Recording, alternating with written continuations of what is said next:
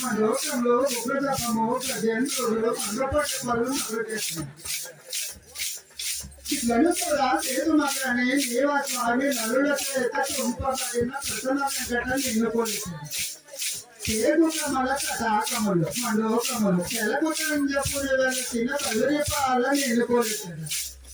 ఇంకుటం కరంతకి తప్ప